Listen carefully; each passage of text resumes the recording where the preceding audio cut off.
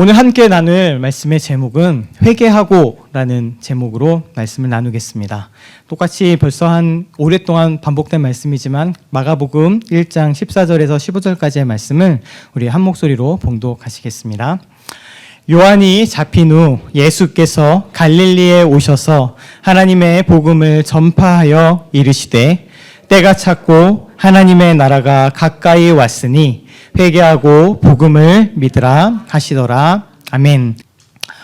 벌써 이 말씀으로 꽤 오랫동안 설교를 하고 있습니다. 이제 14절은 이렇게 스킵하더라도 우리 15절 말씀은 이제 거의 외우실 지경이 되셨을 거라고 생각을 합니다. 그럼에도 제가 여기 거의 한 달 만에 뵙는 분도 계시거든요. 아주 오랜만에 나오신 성도님들도 계시고 그래서 또 한 번 반복을 해야 될 것 같아요. 예수님께서 이 땅에 오셔서 하신 사역, 또 예수님께서 이 땅에서 선포하신 가르치심의 핵심이 이 마가복음 1장 15절에 요약이 되어 있다고 몇 번 계속해서 반복해서 강조를 드렸습니다. 그래서 이거 우리가 지금 4개로 쪼개서 하나씩 계속 살펴보고 있죠. 첫 번째가 때가 찼다. 그리고 두 번째가 하나님 나라가 가까이 왔다. 세 번째가 회개해라. 네 번째가 복음을 믿어라. 이 4가지로 계속해서 짚어가고 있습니다. 때가 찼다. 그리고 하나님 나라가 가까이 왔다는 것에 대해서 지난 몇 번의 설교를 통해서 계속해서 반복해서 말씀을 드렸고요. 오늘은 이제 챕터를 좀 이동하는 날이 될 것 같습니다. 하나님 나라가 워낙 크고 많은 이야기들 나눠야 되기 때문에 다 다룰 수는 없고 지난번까지 총론적인 기본적인 이야기들만 몇 번 나눴었는데 앞으로 뒤에 강론적인 부분이죠. 실제적인 부분들 혹은 하나하나 좀 살펴봐야 될 것은 이후에 다시 계속해서 보도록 하겠습니다. 근데 이제 하나님의 나라가 가까이 왔다라는 그 챕터를 넘어서 오늘은 회개하고라는 부분을 가지고 말씀을 같이 나누고자 합니다. 우리가 예수님께서 오셔서 하나님 나라의 복음을 전파하는 것, 하나님 나라의 복음을 전도하는 것, 이것이 본인의 부르심이고 내가 그것을 위하여 세상에 왔다라고 하신 그 말씀을 우리가 계속해서 살펴봤었습니다. 근데 오늘은 거기에 하나 더해서 구체적으로 또 자신의 부르심에 대해서 말씀하시는 구절을 하나 읽었으면 좋겠습니다. 예수께서 대답하여 이르시되 건강한 자에게는 의사가 쓸데없고 병든 자에게야 쓸데있나니. 같이 읽을게요. 내가 의인을 부르러 온 것이 아니요 죄인을 불러 회개시키러 왔노라. 아멘. 예수님께서 이 땅에 오신 이유를 말씀하신 몇 가지 구절들이 있는데 오늘도 그것 중에 하나입니다. 내가 하나님 나라를 전파하는 것을 위해 이 땅에 부르심을 받았다. 내가 이 땅에 왔다라는 그 말씀과 동일하게 오늘은 그 중에서 하나 스펙스한 부분들이죠. 예수님께서 이 땅에 오신 이유에 대해서 나는 의인을 부르러 온 것이 아니요 죄인을 불러 회개시키러 왔노라 라고 예수님께서 자기 스스로를 말씀하셨습니다. 이것을 통해서 우리가 사실 꼭 하나 짚고 넘어가야 될 것이 우리가 예수님의 그 부르심, 우리를 품으심, 우리를 사랑하시고 용납하심에 대해서 고백하고 그것이 정말 놀라운 진리이기는 하지만 그 목적이 있다라는 것들을 좀 대해 살펴볼 필요가 있어요. 사실 우리가 많이 놓치고 있는 부분들이기도 합니다. 이것만 너무 강조해도 문제이지만 이것을 완전히 빼버리는 것도 문제가 있는 것이죠. 예수님께서 죄인을 부르십니다. 심지어 나는 건강한 사람에게는 의사가 필요 없고 병든 자에게 필요한 것처럼 나는 의인이 아니라 이 죄인들을 부르러 왔다라고 얘기를 하시는데 불러서 뭐 하시려고요? 불러서 그냥 왔어? 품어주고 안아주고 끝내시려고요? 마치 뭐와 같나요? 나는 몸이 굉장히 아픈데 의사 보는 게 소원이야. 그래서 가서 의사 얼굴 보시면 이제 다 끝난 건가요? 의사가 봐서 한번 보고 진료 한번 받고 의사가 청진기 한번 대주고 검사 한번 했으니 끝난 건가요? 근데 우리가 마치 예수님께서 우리를 품어주시고 사랑해주고 용납해주시는 죄인을 부르셨다라는 그것을 거기서만 끝나는 경우가 종종 있는 것 같습니다. 근데 예수님은 분명히 말씀하셨어요. 이것을 놓치시면 안 됩니다. 예수님께서 죄인을 부르십니다. 죄인을 너무나도 사랑하셔서 나는 의인 99명이 있는 것보다 죄인 한 명이 회개했을 때 천국의 잔치가 열린다고 말씀하셨던 그분이시지만 죄인이 와서 무엇을 할 때요? 회개할 때입니다. 예수님께서 죄인을 부르신 그 이유는 명확해요. 그냥 나를 사랑하시고 품어주고 다 맞는 얘기지만 우리 편한 대로 갖다 붙이는 게 아니라 분명히 말씀하셨습니다. 죄인을 불러서 회개시키러 왔다라고 말씀하시는 거죠. 이 부분을 우리가 놓쳐서는 안 된다고 생각을 합니다. 그래서 다시 우리가 본문 말씀으로 돌아가게 되면 이 말씀이 2가지 부분으로 쪼개진다는 것들을 알 수가 있어요. 첫 번째로 때가 찼다, 하나님의 나라가 가까이 왔다라는 이 표현은 서술형입니다. 말 그대로 설명하고 선포하는 진리예요. 그냥 때가 찼다, 때가 찼다, 하나님 나라가 가까이 왔다, 임박하였다, 하나님 나라가 이미 임했다, 이 많은 말들이 포함되어 있는 이 선언들을 하십니다. 이것은 말 그대로 선포이고 진리에 대한 설명이지만 이제 이 뒤의 것들은 설명으로 끝나는 것이 아니라 우리에게 명령하십니다. 헬라의 원문을 봐도 이 두 가지 것들은 서술형의 평서문이지만 뒤에 있는 이 두 말, 너희들이 회개해라, 복음을 믿어라, 이 말씀은 우리에게 주시는 명령이신 것이죠. 우리가 이것을 놓쳐서는 안 됩니다. 근데 지금 이 두 가지가 그러면 어떻게 연결되는가 하는 것이죠. 하나님의 나라가 가까이 왔다. 그런데 갑자기 이것을 통해서 예수님의 말씀은 회개해라, 복음을 믿어라 라고 연결을 하고 계십니다.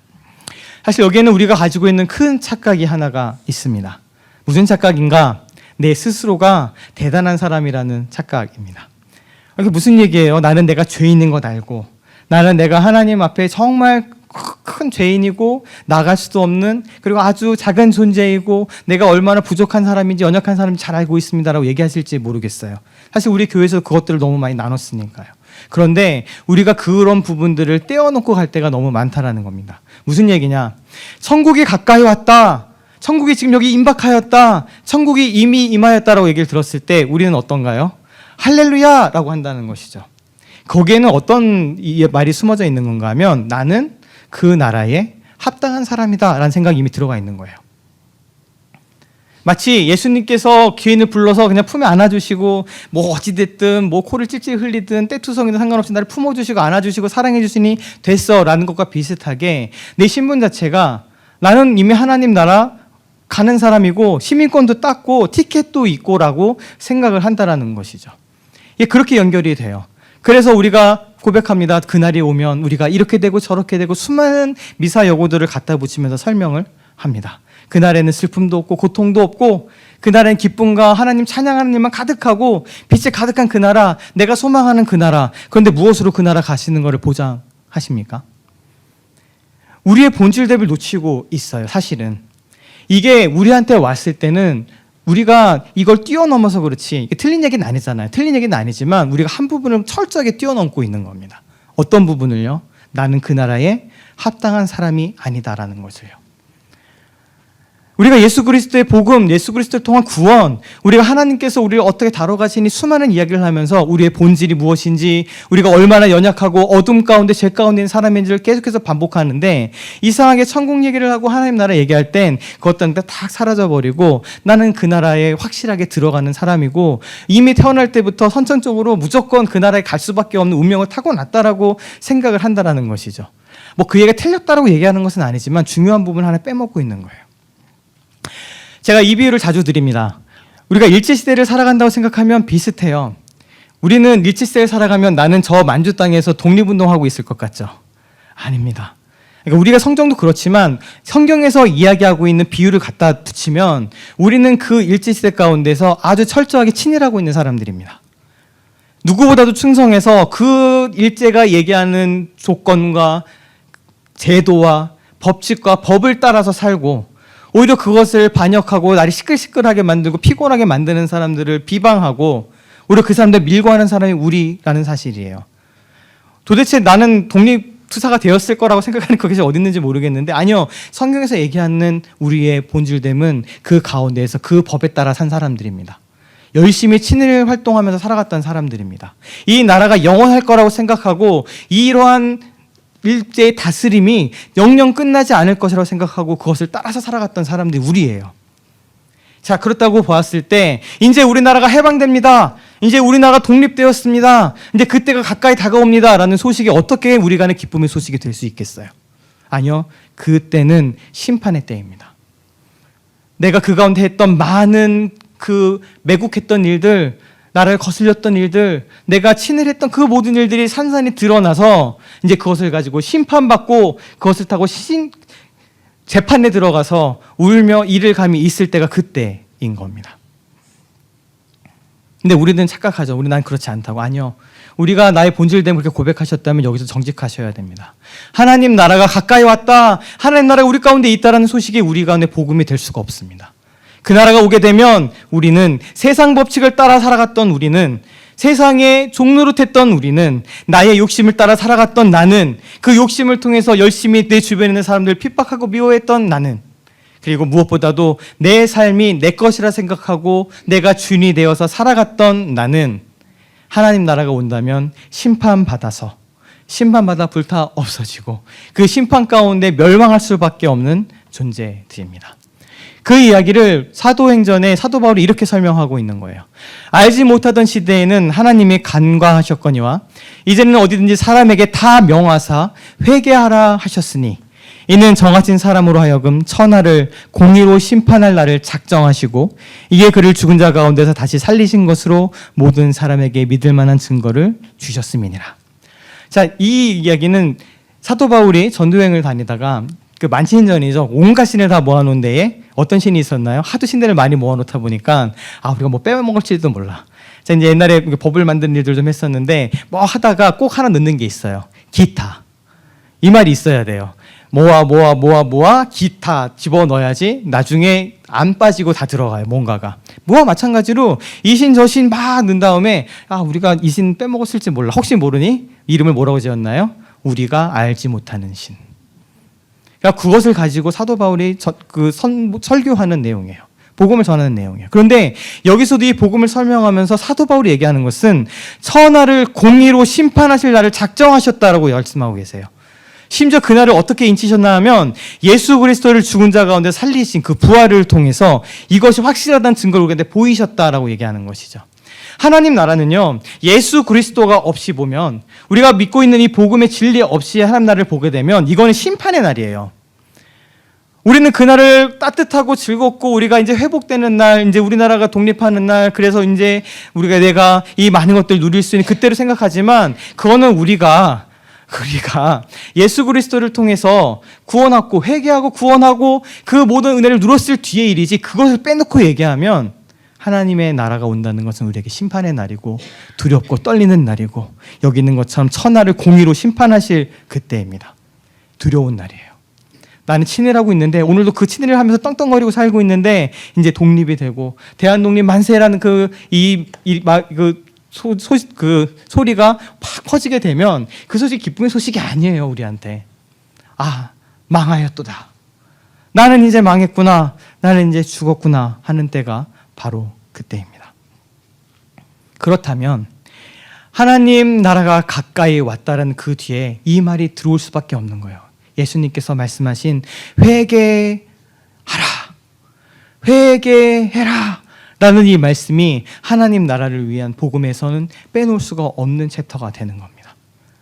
다 찻대고 푯대고 하나님 나라가 왔으니 즐겁고 기쁘고 이제 다 만사 오케이 해결됐어 라는 얘기가 우리의 얘기가 아니고요. 그 나라에는 우리의 회개함이 필요하다라고 예수님께서 말씀하시는 거죠.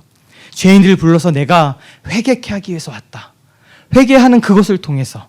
그래서 사도 바울도 또 얘기해요.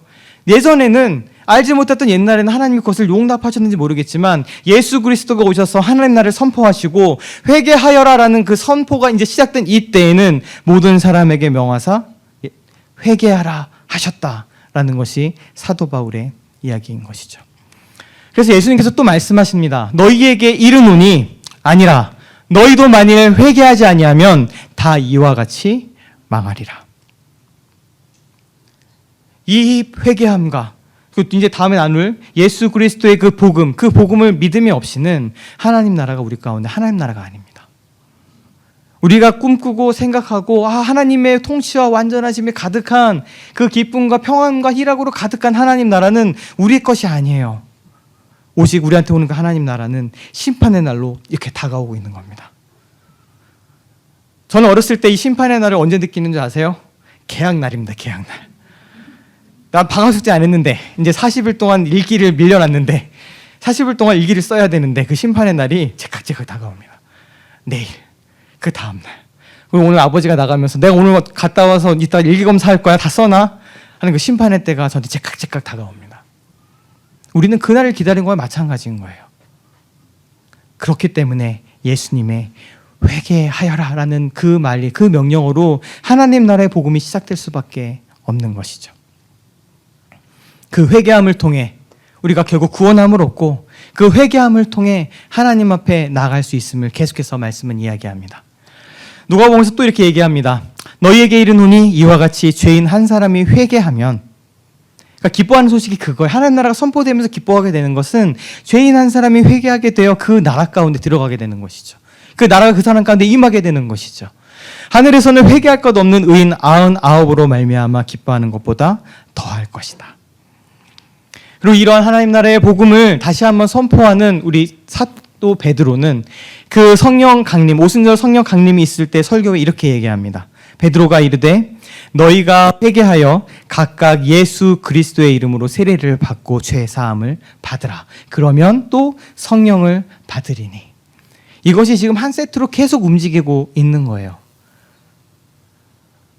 사람의 죄의식을 자극해서 회개해라라고 짜내고, 수련회 가면 레파토리 중에 하나죠. 읽었던지 적었던지 다 딸딸다 긁어 모아서 네가 회개해야 된다고 회개를 강요하고, 회개 가운데 그 후회하고 애통하는 마음, 내가 죄인입니다 하고 가슴 치는 그것을 짜내어서 회개하게 하는 것도 문제이지만, 어느 때부턴가 우리가 이 회개함을 그냥 버려버리고, 회개함을 그냥 놓아버리고, 이것들은 뭐 그냥 옛날에 한번 했으니 됐다라고 다 없는 것처럼 쳐버리고 그냥 바로 직진해버리는 거죠. 중간에 과정은 하나도 없고, 중간에 문제풀이는 하나도 없고, 내가 지내야 될 과정은 하나도 없이 결론만, 나는 예수를 통해 구원함을 얻었어, 예수님께 나를 받아주셨어, 나는 하나님 나라를 소유했어, 하나님 나라가 내 것이고 난 그 나라를 사랑할 거야 라는 이것들을 점프하게 되면 안 돼요. 그 중간에는 반드시 예수님의 명령처럼 회개하여라 라는 이것이 빠질 수가 없다라는 것이죠. 베드로가 또 얘기합니다. 그래서 회개하여라, 그리고 예수 그리스도의 이름으로 세례를 받고 죄 사함을 받으라. 이 예수님과 세례 요한 때부터 세례 요한의 세례를 우리가 죄 사함의 세례라고 이야기하는데, 이 세례가 사실 그것을 이제 상징하는 모습이에요. 근데 그것과 회개하는 것, 죄 사함을 받는 것이 세트로 가고 있으면 계속해서 이야기하고 있는 것이죠. 그리고 났을 때 성령이 너희가 선물로 너희가 받게 될 것이다라고 베드로도 이야기합니다. 예수님께서 얘기하신 그 회개함은 그럼 무엇일까요? 우리가 회개하여라는 얘기하는 것이, 얘기하고 의미하는 것이 무엇일까요? 우리는 보통 이 회개를 얘기하면 후회를 얘기합니다. 그리고 사실 이 단어 자체가, 이 메타노이어라는 단어 자체가 그냥 그 후회라는 뜻을 갖고 있어요. repent, 그러니까 후회하고 거기에 대해서 내가 한탄하고 이러면 안 되지라고 하는, 돌아보는 것이 그 단어 안에 있기는 있습니다. 그런데 예수님께서 말씀하신 이 회개는 그것만으로 머무르지 않습니다. 그저 내가 옛날에 잘못한 것들을 갖고 와서 내가 그렇게 안 그럴게라고 생각하는 것, 내가 잘못한 것 같은 죄의식을 가지고 하나님 앞에 얘기하고 자복하는 것, 그것이 이 안에 포함되어 있기는 하지만 그것이 회개를 바로 모든 것을 얘기해 주는 것이 아니고, 단지 그것은 진정한 회개가 일어났을 때 겉으로 드러나는 모습에 불과합니다. 이 메타노이아, 그리고 동사로는 메타노에오가 될 거예요. 이 단어 자체는 메타라는 단어와 노이아라는 단어가 결합된 단어입니다. 근데 메타라는 말 많이 요즘 들어보셨죠? 요즘에 굉장히 많이 쓰이는 말 중에 하나예요. 뭐 메타버스, 메타 유니버스, 뭐 메타인지 뭐 이런 식으로 좀 잘 쓰이는 말인데, 이 메타라는 헬라어 자체가, 이 그리스어 자체가 여러 가지 뜻을 갖고 있는 전치사이기도 하고 또 접두어이기도 합니다. 애프터라는 뜻도 있고요, 또는 어버브라는 뜻도 있고요, 위드라는 뜻도 있고요, 여러 가지 의미로 쓸 수 있어요. 그리고 노이아라는 그 단어는 우리가 알고 있는 이해, 생각, 마음, 이것들을 총칭하는 말들입니다. 그래서 이 원어를 설명할 때 여러 사람들이 이거 두 개를 앞에 있는 전치사를 어떻게 설명하느냐에 따라서 얘기가 조금씩 달라요. 그러니까 그걸 어떤 의미로 해석하느냐에 따라서 이것에 대한 세부적인 내용은 조금씩은 달라집니다. 하지만 모든 것들 갖다 붙이든 그것들이 가리키고 있는 지점은 동일합니다. 메탈 애프터로 해석을 해서 뒤늦게 깨닫게 되는 것, 또 뒤에 알게 되는 것이라고 해석을 하게 된다 하더라도 깨닫게 되는 거죠. 무엇을 깨닫게 돼요? 어떤 일이 일어난 이후에, 시간이 지나간 이후에 내가 잘못했구나, 이것이 다르구나, 이것을 내가 놓쳤구나라는 것들, 뒤늦게 알게 되는 것들을 의미하기도 합니다.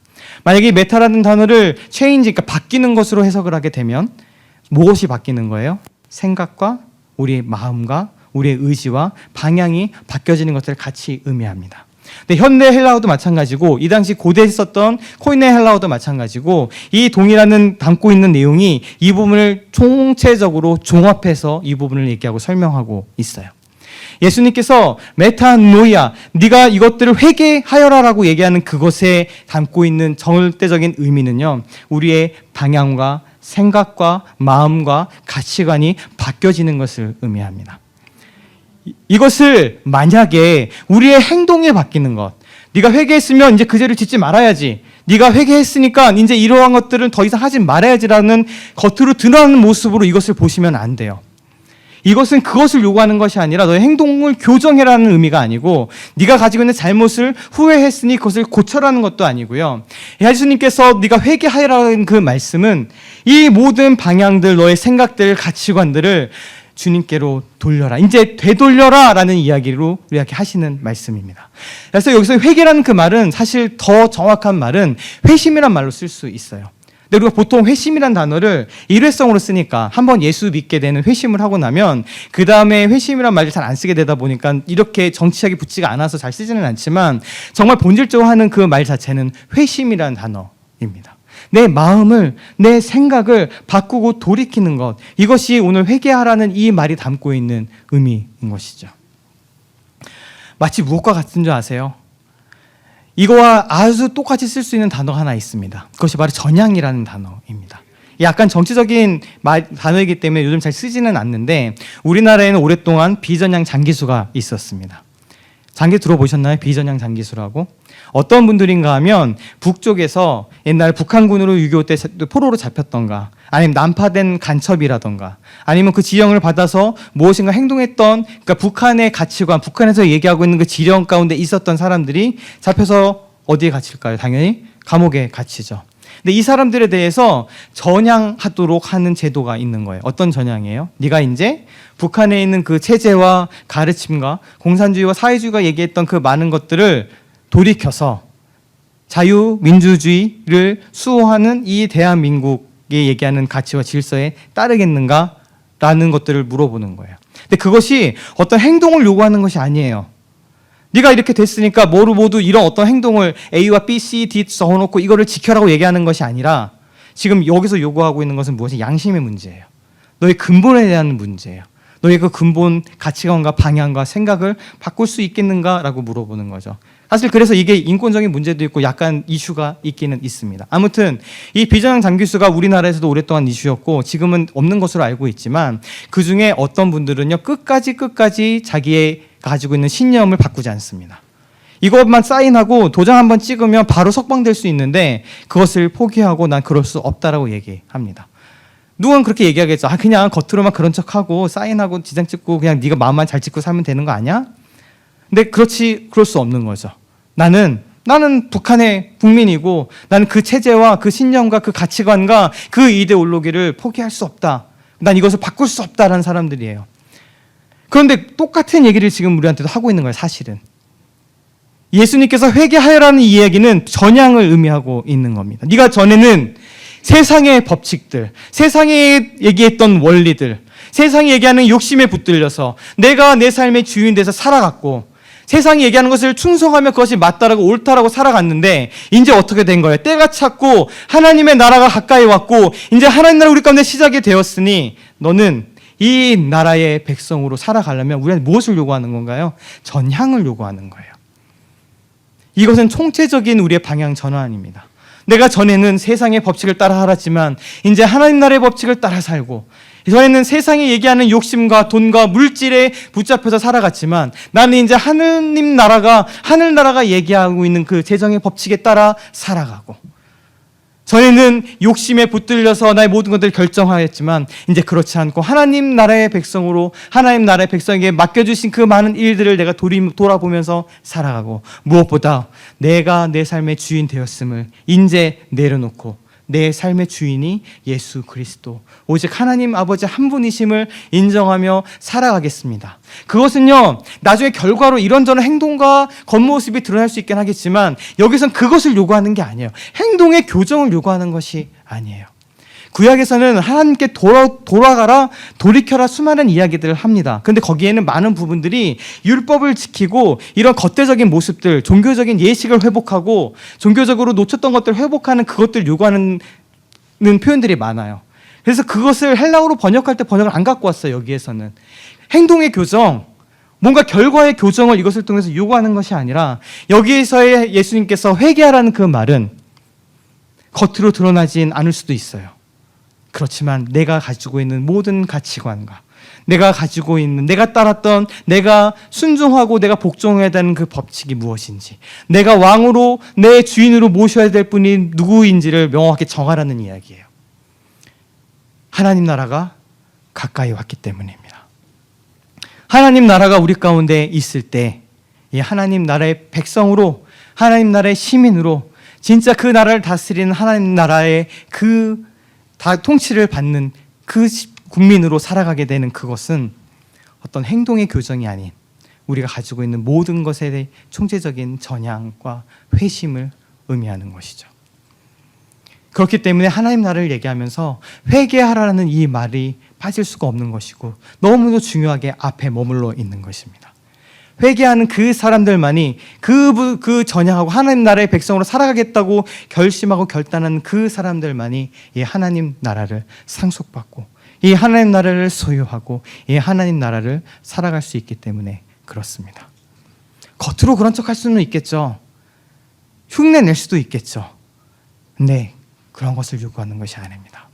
회개하라 하는 이 예수님의 말씀은 네가 너의 죄를 끌어안고 펑펑 울면서 하나님 잘못했어요, 안 그럴게요 라고 얘기하는 그것을 얘기하는 것이 아니에요. 하나님 나라가 가까이 왔다. 네가 그 나라의 백성으로 그 나라가 진짜 복음이 되게 하기 위해선 그것이 없으면, 회개함이 없으면, 복음을 믿음이 없으면, 예수 그리스도가 없으면 하나님 나라가 우리 가운데 오는 것은 두렵고 떨리는 심판과 절대 오지 않았으면 하는 그 날이 두렵고 깜깜하고 어두운 날이 될 수밖에 없거든요. 그러니 예수님은 말씀하십니다. 회개하여라. 너의 삶을 이제 돌이켜라. 너의 모든 가치관과 생각과 네가 무엇에 순종하고 네가 무엇을 붙들며 살아갈지를, 네가 정말 중요하다고 생각하는 게 무엇인지를, 너를 다스리고 이끄는 사람이 누구인지를 결정하고 그 가운데 들어가라 라고 우리의 모든 이 총체적인 우리의 인식과 생각과 마음과 가치관의 전환과 전향을 예수님께서 요구하시는 것이죠. 그것을 위해서 하나님께서 여러 가지 일들을 하십니다. 이런 것도 하나 이해가 될 수 있겠죠. 하나님 뜻대로 하는 근심이 있다라고 얘기합니다. 세상의 근심은 사망을 이루는 것이에요. 우리가 보통 근심하지 말아라 하는 그 근심들이 많죠. 근데 그 근심들은 사망에 이르지만 우리가 이 전향 때문에, 이 회심 때문에, 이 회개함 때문에 우리가 누리게 되는 근심들이 많이 있습니다. 사실 쉬운 게 아니거든요. 지금 우리가 광복을 마주해서 우와 하는 상황이면 좋겠는데 이 하나님 나라에 가까이 왔다라는 부분들 그 아리까리한 그 어딘가에 지금 있어요. 어떻게 보면 우리가 바라보는 건 눈에 보이지 않는 세계이기 때문에 나는 지금 아직도 일치세를 살아가는 사람일 수도 있습니다. 실제로 그때 일제에 변절했던 많은 사람들이 얘기했던 이유가 뭔지 아세요? 해방될지 몰랐어. 이것을 보고 저것을 봐도 아무리 봐도 해방이 될 거라고는 절대 생각을 못했어. 불가능하다고 여겼어. 어쩌면 우리는 그런 상황이 될지도 모르겠어요. 그래서 우리들은 이 전향이 우리 안에 큰 기쁨과 즐거움과 격려와 하나님 힘주심을 가득하겠지만 인간된 우리로서는 그것이 힘들고 근심된 일이기도 합니다. 그런데 이 하나님의 뜻대로 하는 근심은 후회할 것이 없는 구원에 이르는 회개를 이루게 하는 것이라고 사도 바울이 고린도 교회에게 이야기합니다. 한 가지 말씀만 더 드리고 오늘 말씀을 마무리하겠습니다. 제가 시편 말씀을 같이 한번 읽었으면 좋겠습니다. 같이 좀 길지만 한 목소리로 같이 봉독하시겠습니다. 우리의 죄를 따라 우리를 처벌하지는 아니하시며 우리의 죄악을 따라 우리에게 그대로 갚지는 아니하셨으니 이는 하늘이 땅에서 높음같이 그를 경외하는 자에게 그의 인자하심이 크심이로다. 동이 서에서 먼 것 같이 우리의 죄과를 우리에게서 멀리 옮기셨으며 아버지가 자식을 긍휼히 여김같이 여호와께서는 자기를 경외하는 자를 긍휼히 여기시나니 이는 그가 우리의 체질을 아시며 우리가 단지 먼지뿐임을 기억하심이로다. 아멘. 사실 이 회개를 얘기하면서 우리가 우리의 결단들 혹은 우리의 생각을 바꾸는 것들, 우리의 모든 것들을 총체적으로 하나님께 방향을 돌리는 것을 이야기하기 때문에 우리 입장에서 얘기할 수밖에 없는 부분들이기는 합니다.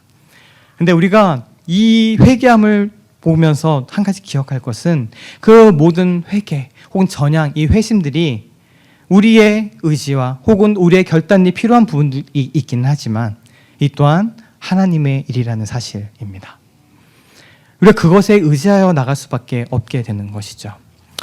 우리 시편에서 이야기를 합니다. 사실 하나님께서 우리의 죄가를 따라 갚으시면 우리는 옛날에 다 죽어 없어졌을 사람들일 겁니다. 아까도 얘기했지만 하나님 나라의 공의의 심판이 임하게 되면 우리는 어느 누구도 그 심판을 견딜 수가 없습니다. 그래서 요한계시록에서는 결국은 이 세상이 불타 없어지게 될 것이라고 표현할 수밖에 없어요. 왜요? 하나님을 배반하고 등졌던 세상의 것들은 불타 없어질 수밖에 없죠. 그 심판이 임했는데.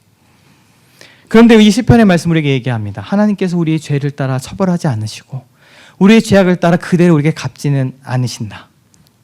그 이유는 우리의 어떠함 때문이라기보다는 하나님의 그 인자하심이, 그 긍휼하심이 땅에서 하늘이 높은 같이, 하늘이 땅에서 높은 같이 크기 때문이다 라고 이야기를 합니다. 네, 그런 하나님께서 우리를 긍휼히 여겨주고 계십니다. 네, 그 이유가 뭔지 아시나요?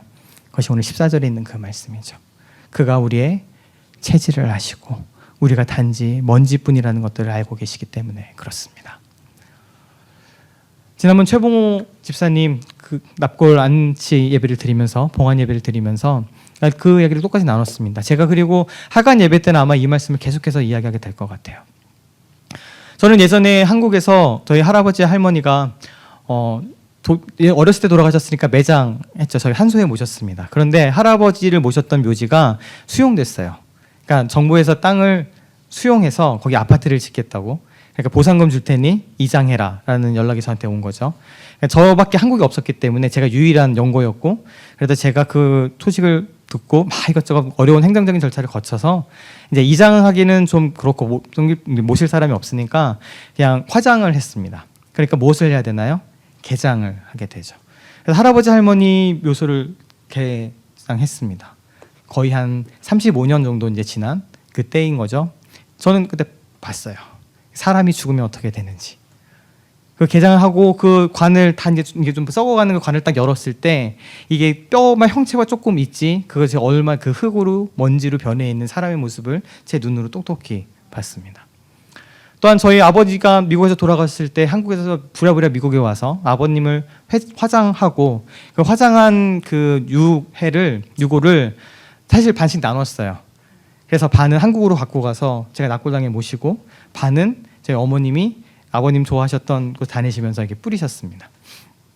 그러니까 어떻게 해요? 당연히 볼 수밖에 없죠. 갈아서 이루어진 그 재와 먼지로 되었던. 우리가 그것을 볼 때마다 경험하고 느낄 수밖에 없습니다. 이것이 우리의 본질이구나. 그리고 이것은 우리를 참 허탈하게 만들기도 하고요. 참 허무하게 만드는 일이기도 합니다. 인생 아무것도 없네. 죽으면 다 이렇게 되네. 그리고 창세기에서 하나님께서 우리가 하셨던 그 말씀. 너는 흙이니 흙으로 돌아갈 것이다. 너는 먼지니 티끌이니 이제 먼지로 돌아갈 것이다 라는 그 말씀이 이루어지는 것을 볼 수밖에 없습니다. 그런데 그것을 마주할 때에 그 험함을 우리가 경험하게 될 때 우리가 누리게 된 놀라운 복음 하나는 하나님께서 그것을 알고 계시기 때문에 오히려 그것이 하나님께서는 우리를 긍휼히 여기시고 불쌍히 여기시는 근거가 된다는 것입니다. 우리의 어떠함, 네가 잘하고 능력이 많고 이런 것들을 해서 우리를 긍휼히 여기시는 그것이 아니라 우리가 그럴 수밖에 없는 존재라는 것들, 그 유한한 존재라는 것들을 죽으면 흙으로 먼지로 티끌로 돌아갈 수밖에 없는 존재라는 것들을 우리 하나님께서 알고 계세요. 우리 체질이 어떤지 알고 계세요. 우리가 단지 먼지뿐임을 그분께서 알고 계세요. 그렇기 때문에 우리가 회개할 수 있습니다. 그렇기 때문에 우리가 다시금 돌이킬 수 있습니다. 돌이키고 나서 우리가 돌이켰다고 계속 쭉 가나요? 그러고 나면 여기 계신 분들 모두 좋은 대학교 가고 사업에 다 성공했겠죠. 내가 했던 그 결심들, 내가 이렇게 하리라고 했던 것들 다 지켜내셨으면 여기 이러고 안 계셨을지도 몰라요. 저도 여기서 안 이러고 있었겠죠. 근데 우리는 그렇게 전향하고 방향을 돌리지만 끊임없이 길을 잃어버리려고 하고 때로는 놓칩니다. 그런데 하나님께서 알고 계세요. 우리가 그럴 수밖에 없는 존재임을. 그럴 때 우리를 긍휼히 여기고 계세요. 아버지가 자식을 긍휼히 여긴 같은 그 긍휼하신 우리를 보고 계시고 우리의 죄과를 따라 갚지 않으세요. 그리고 우리가 하는 옛날에 우리 방학교에서 거짓말 친다고 그러잖아. 다시는 안 그럴게요라는 그 거짓말을 계속 반복함에도 그 회개와 그 돌이킴을 계속 받아주시는 그것은 우리 주님께서 우리의 본질과 체질을 아시기 때문입니다. 그렇기 때문에 우리가 하나님 나라를 바라보며 그 하나님 나라에 들어가기 위한, 하나님 나라를 소유하기 위한, 하나님 나라 지금 이곳 가운데 임하기 위한 회개하라라는 그 주님의 명령과 음성에 들어갈 수 있는 겁니다. 나의 힘으로 되는 것이 아니고, 나의 결단으로 되는 것이 아니고, 그분이 계시기 때문에, 그분의 인자와 긍휼하심이 있기 때문에 우리가 그것을 가지고 회개함으로 나갈 수 있는 것이죠. 그리고 이게 회개함은 우리 다음 주에 나누게 될 복음을 믿게 되는 그 놀라운 은혜까지 우리를 이끌게 됩니다. 우리 같이 주여 앞에 회개하십시다. 우리 얘기하는 그 잘못한 거 빌고 용서를 구합시다가 아니라 우리의 삶의 방향을, 내가 가지고 있던 그 가치관을, 내가 지금 가운데 갖고 있었던 그 많은 것들을, 나를 다스린 자가 누구인가를 다시 한번 확인하고 주 앞에 회개하십시다. 하나님 나라를 바라보며 회개하십시다. 회심하고 우리의 방향을 주 앞으로 돌리며 나아가는 우리가 되기를 간절히 축원합니다. 아멘. 같이 우리 찬양 한 번 더 드리겠습니다. 자비하신 보좌 앞에 꿇어 엎드려 자복하고 회개합니다. 저에게 믿음을 주시옵소서. 주님 죄인으로 하실 때 나를 부르시옵소서. 주의 공로 의지하여 주 앞에 가오니 주여 은혜를 베풀어 주시옵소서. 같이 주 앞에 잠시 찬양하도록 하겠습니다.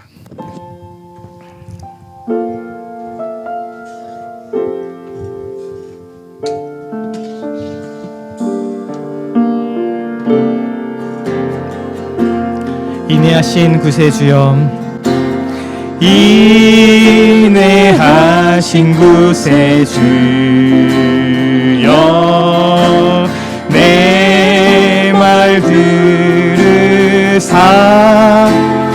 죄인오라 하실 때에, 죄인오라 하실 때에 날 부르소서. 자비하신 보좌 앞에, 자비하신 보좌 앞에 꿇어 엎드려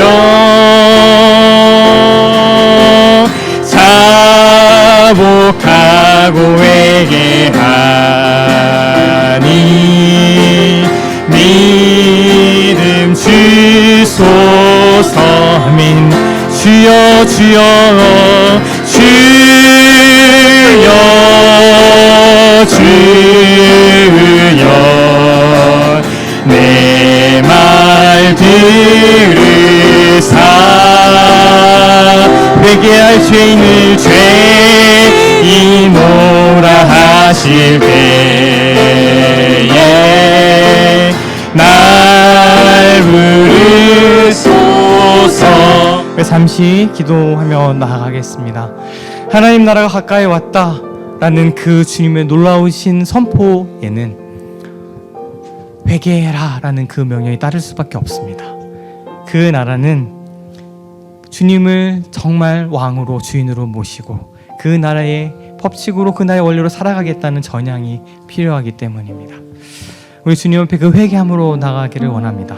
내가 어떠한 상황 가운데 있든지 상관없이 주님, 내가 다시금 나의 삶의 방향을, 나의 가치관을, 내가 따라야 될 그 법칙이 무엇인지를, 내가 섬겨야 될 분이 누구신지를 다시 한번 확인하며 주 앞에 나아갑니다. 이 회개함으로 나아가오니 주여 은혜를 베풀어 주시옵소서. 우리 잠시 주 앞에 기도한 시간 갖도록 하겠습니다. 기도하겠습니다.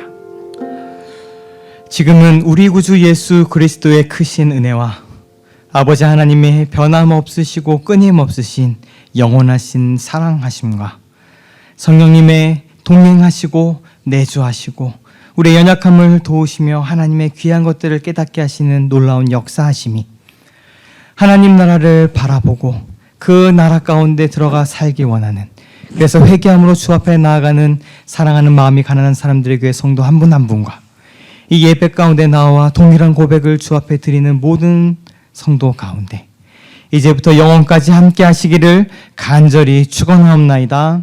아멘.